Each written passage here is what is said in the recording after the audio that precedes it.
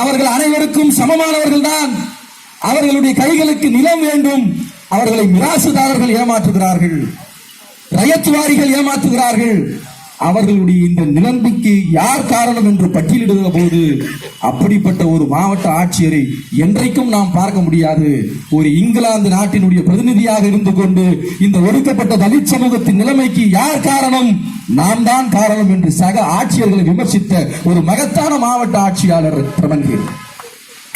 அந்த அறிக்கை இன்றைக்கும் பல நூல்களில் வெளியாக இருக்கிறது. அது ஒரு மகத்தான அறிக்கை.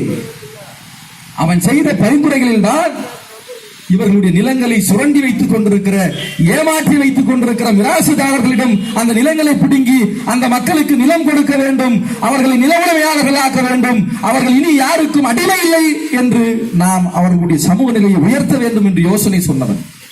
அதற்கு அவன் சொன்ன அந்த வழிமுறைதான் டிப்ரஸ்ட் கிளாஸ் கண்டிஷன் லேண்ட்ஸ், ஒடுக்கப்பட்ட மக்களுக்கான நிலங்கள்.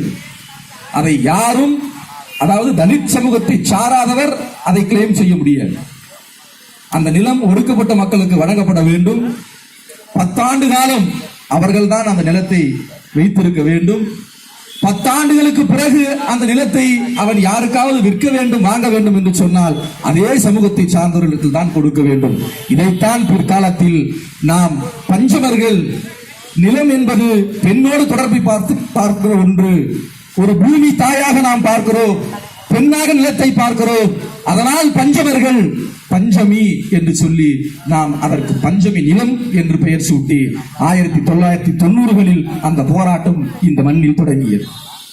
வேறு எந்த மாவட்டத்துக்கும் இல்லாத ஒரு மிகப்பெரிய சிறப்பு, வேறு எந்த மாவட்டத்துக்கும் இல்லாத ஒரு மகத்தான வரலாறு செங்கல்பட்டு மாவட்டத்துக்கு உண்டு.